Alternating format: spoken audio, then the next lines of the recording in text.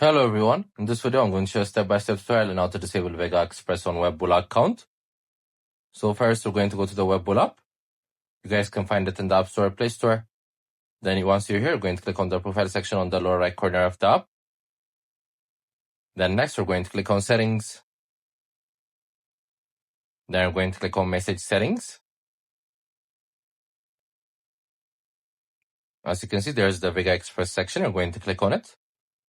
Since the push notifications are turned on, you're going to turn it off. So anything related to Vega Express notifications won't be sent to your account. So that's how you do it. It's a very simple tutorial. Make sure to also check our other videos as we've been posting daily. If you guys want to check how to enable it, we also have a video on it. So you guys go and check it out. I hope you guys like this video. Subscribe for more, like for more, share for more. I hope to see you again. Goodbye.